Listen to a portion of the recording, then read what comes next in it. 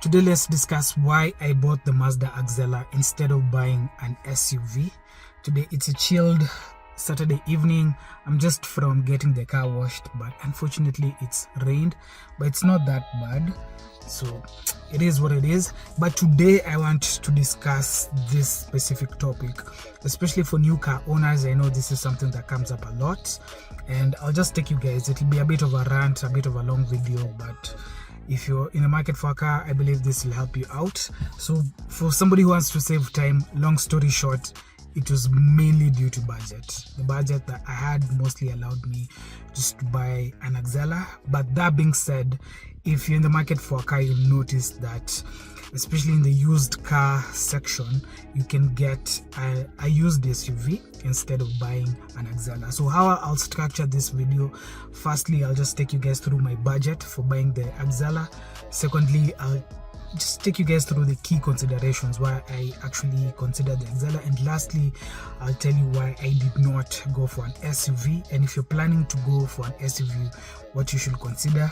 I hope I'll remember everything, but let's begin. The first thing was to do with the budget. So when I was buying this car, my budget was between 1.5 and 2 million, but that's a revised budget. My initial budget was actually 1.2 million. I didn't want to spend more than 1.2 million, and the car that I was considering at that time was a Nissan Note. But after doing my research and mostly the research, I analyzed my current situation, which, just for a quick background, I live in Great Wall Apartments and I work in Upper Hill.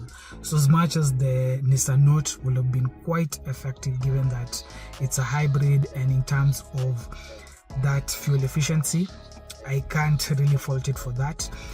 I also wanted some performance. Before getting the Axela, I had a VW Golf. This is the standard one, 1400cc, and then I also had a VW Tiguan. That was a 2008 model, and we'll get into that VW Tiguan because, spoiler alert, it's one of the reasons why I didn't go for an SUV. Now, prior to owning those ones, I've also owned two Demios, and I'd say that's my car history. And the Demios were okay. I can't really complain about the Demios, but now the VWs, especially that VW Tiguan, it really showed me some things, but I'm getting ahead of myself. I wanted first to take you guys through the budget. So we're still discussing the budget. It was between, now let's say 1.1. The maximum I was willing to spend was around 1.7. I didn't want to go above 1.7 million when it came to buying a car. And now, considering my options, I still had the option of going back to a VW Golf, perhaps a 2017 model, but having already owned one, also I wanted something different, to be honest. And now I'm going into the second part, which is why exactly I considered the Axela. So again, we have to consider where I live, which is Great Wall Gardens, and it's a commute of around 29 kilometers in a day, roughly, let's say 60 kilometers in a day to and fro, because when I'm coming back, I typically use the bypass instead of using now the same way that I go in the morning. So it's longer by a few kilometers when I come in the evening compared to in the morning. So let's say 60 kilometers commute daily. Again, I've said the Nissan Note will have been quite very efficient. I also considered the Honda Fit, and I also considered the Toyota Fielder, as well as the Axio. Just the typical cars that fall within that price range of 1.1 all the way to 1.7. So why I ended up going with the Axela, especially this specific Axela, was because the guy who was sourcing the car for me in Mombasa just happened to send me this. He had also shared with me some Nissan Notes, as well as the Honda Fits, even the Fielders. He had shown me all those cars. But now when I went to Mombasa and I saw this Axela, he also shared the Axela, but I was like, okay, let me first get to the ground. So the options were those ones: Note, Honda Fit, the Axela, your Fielder, your Axio. Center was also an option, but primarily my mind was set on either the Note, Fit, or now this Axela. So when I got to Mombasa and I interacted with the car, as well as comparing it to the other cars, the Honda Fit as well as the Nissan Note, this car stood out. Now it's a late 2016 model, and it shares a lot of things with the 2017 model. Now it's still the prior model before the facelift, and the facelift ones, they look amazing. I'm sure we can all agree on that. That's not something that we can debate on. And I keep on looking because there are kids passing around, so they are distracting me a bit. But again, I warned you guys, it's a bit of a rant, so you'll have to bear with me. So I got to Mombasa, I looked at this car. Let me even just show you guys how the car looks inside. We have the leather seats, we have the sunroof, we have all these controls on the steering wheel. Let me just flip because I'm using the selfie camera. And yeah, you can see this steering wheel is basically what you're getting in a CX-5. It's what you're getting in an Atenza. The same with here. It has the brake, what do we call it? It's not the traditional brake. I've literally forgotten the name of this brake, but you can remind me in the comments, the keyboard warriors. But yeah, this is the same brake you're getting in a 2017 2018 model. All this, I've looked around, the infotainment system, the steering wheel, the leather seats, the electronic adjustment, everything inside here is what you'll get in a CX-5, as well as a Tenza for 2017 and above. Even 2018, I've seen some that share more or less the same features. So in terms of functionality, what I was getting in this Axela is something that was really value for money. That late 2016 registration, it was a bit concerning, but once I again did my research and compared this with what was in the market, this is a late 2016 model, so it's basically a 2017 model. And even when I had the accident with the bumper, when I had to replace it, I was sourcing for parts for a 2017 model as opposed to a 2016 model. So I'd say I really got value for money, especially for this car, especially since I spent 1.6 million on it. It was a bit of a special offer. Again, it's a 2.2 liter diesel, and that diesel part was also something that really concerned me. But as we've discussed, given that I live in Great Wall and I'm commuting close to like 60 kilometers in a day, after again doing research, I knew that my lifestyle would be suitable for this diesel, and just give it that chance to burn off all that diesel, as well as the soot that typically brings the issue with your DPF, as well as the exhaust gas recirculation unit. So I knew at least my driving habits and just my life would suit this car. The other thing now, when we come to the SUV, after 8 minutes of me talking, but I warned you guys, I told you it's a rant. Now let's talk about the SUV part, which is the last part of the video, and why I didn't go for an SUV. With our Kenyan roads, I won't sit here and lie to you guys. If you can get an SUV, it'll just unlock that freedom, in quotes. You can go literally anywhere, because here in Kenya, some roads aren't that good. Now again, I analyzed my situation where I live, the roads that I typically use, even when I'm going to Shags in Kitui, the road to my place isn't that bad. So unless I'm carrying a lot of people, which I hardly ever do in this car, let's say maximum 3 people in most cases, that ground clearance hasn't really been a factor to me. Now, the SUV issue, I told you that I owned a VW Tiguan, a 2008 model before, and I believe you can get all the way to a 2012 model or a 2013 model for under 1.6. The same goes for the Subaru Foresters and just these typical SUVs that people are using within the Kenyan market. You can get an old one. When I say old, I'm just saying let's say 2013, just to be on the safe side. Again, this is just it's a blanket cover to cover as many cars as possible. If you go to the market, definitely you can get something more custom, a good deal if somebody is relocating or it's a friend, or there are exceptional cases where you can get a newer SUV for that below 1.6.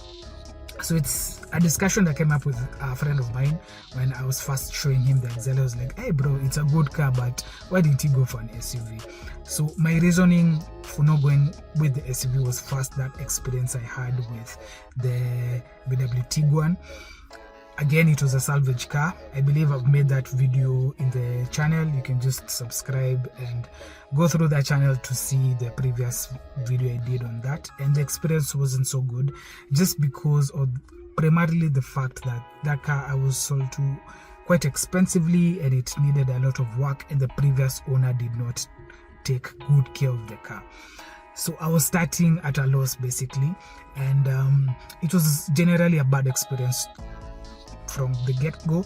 But even once I got that car to a good enough condition, one thing that I noticed, and this was applying also to other SUVs that friends of mine own, and just interacting with SUV owners, is these big cars, they do consume more fuel. So that's also something that a lot of people do not consider. An SUV, it's a bit of a guzzler. And just for context, this car gives me up to 18 kilometers to the liter. We did a test here where after 1,000 kilometers, the average fuel consumption was coming to 17 kilometers per liter. I know there are some SUVs that can give you that 17 kilometers per liter, but unfortunately those are much newer SUVs. Something for 2013 and below, it's very hard to find something that is as fuel efficient as this car. So there was that factor of fuel, and also that factor of my experience with the Tiguan and not knowing the abuse. It's quite hard to tell the abuse that a car has endured, especially these older models. Again, we're talking about 2013 and below. So for an older model, what you might find, or what I have experienced, is especially when somebody's coming to sell that car, either in most cases it's been quite neglected. There's some things you'll have to change, and aside from incurring now that cost for buying the car, now when it comes to service and just other things that will come up by virtue of that car being an old car, you'll find yourself spending quite a bit. Again, for me, I just wanted to balance the budget as well as efficiency and just the economy going forward in terms of fuel consumption, and just being as lean as possible given that long commute I'm telling you guys I do in a day. So it really wasn't feasible for my specific situation to go for an SUV, given that I'd find myself spending quite a bit on fuel, as well as those repair costs that will just come up by virtue of that car being an old car, and also that headache of just having to do research, especially for locally used cars. I don't know if you've tried buying a locally used car. A friend of mine took close like 2-3 months. Granted, akona OCD. He has OCD, as we say in Kiswahili. But that being said, buying a locally used car, comparing to buying an ex-Japan car in Mombasa or just a showroom here, it's a different experience. For a locally used car, there are so many things you have to consider, and honestly, there's a lot of room for you to get it wrong as compared to buying an ex-Japanese car in Mombasa, or just a newer car in quotes. Again, they're used cars, all of them, but these ones which we are referring to are newer used cars, if we can say that. In Mombasa, the likelihood of you getting something wrong is lower compared to you getting something wrong while buying just a locally used car. And the fact that also this car was sourced by a friend of mine, and if you guys need a car sourced, I don't do that business. It's where I got this car.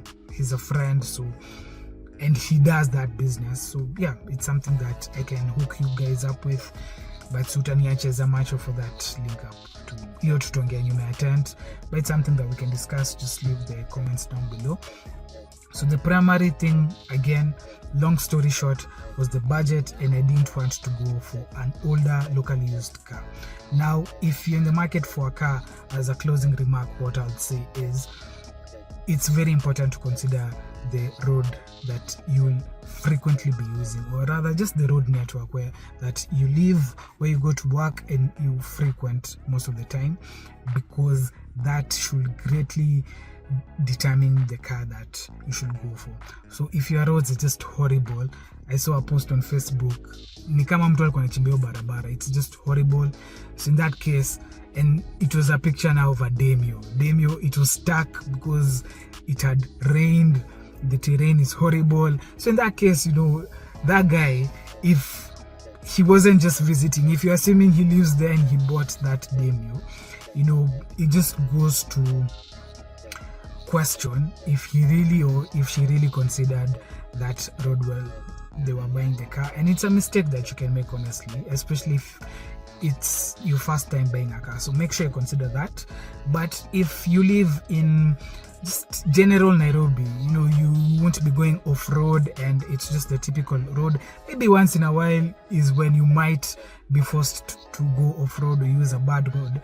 For most of us, I'd say the Axela, for most of us, again, it will work. Again, you can put some heavy duty springs that raises the car up a bit for most people, and that should be sufficient. But for me, I didn't like the look of the Axela once you put those springs. But when I do have to make the change for this car, I'll consider those heavy duty ones just to give me that clearance. But for now, I'm just riding with the ones that the car came with. They have been working so far. I've already done over 10,000 kilometers on this with this car. I got it in March. This video is going out in October. I have experienced instances where this low ground clearance was a hindrance. There are some roads I honestly can't take this car on, and if I go, it's torture, you know. And this car doesn't help the fact that it's long and it's low, so visibility as a driver is also limited. So for those few instances, I found myself wishing that I had an SUV. But if I consider what I went through with my Tiguan and what I've been experiencing so far in terms of the savings, in terms of fuel, just the enjoyment driving this car, that torque, I'm telling you, it really picks some time. Sometimes the interior, all the features and functionalities that I got with this car, honestly, I'm happy and I'm satisfied. In the future, if my budget is larger, definitely I'll consider going for an SUV. I already know what I want. It's an SQ5. Yeah, so if you can afford an SQ5 as a first car and your budget is in order, it's something I'd really recommend if you like performance. I'm somebody who appreciates performance, and yeah, it's something I'd recommend, an SQ5. Alternatively, if you have that extra 400,000, you can opt for a GTI. In terms of performance, that also makes sense. Other than that, I direct you now, if we are talking about above 2 million, the CX-5s, the Foresters, those ones make sense because they'll just give you that freedom to move around. But again, make sure you also go for these newer ones, as we've said, so that when it comes to the fuel economy, you don't find yourself spending a bit too much. I see it's close to like 19 minutes. I've been ranting for quite some time, but those are the main things I wanted to discuss. Short story long, or long story short, budget. But aside from the budget, also if you're limited in terms of budget below 1.7, also consider, do your research, especially since you'll be going for a slightly older model. Take your time, get a mechanic, all that pre-purchase inspection and all that good stuff, just to give you some peace of mind, because ultimately an SUV will give you the freedom that this Axela limits you to some extent. So that's it for today. I'll catch you guys in the next one. If you have questions, comments, leave them down below. Otherwise, thanks for watching. I'll catch you guys in the next one. Bye.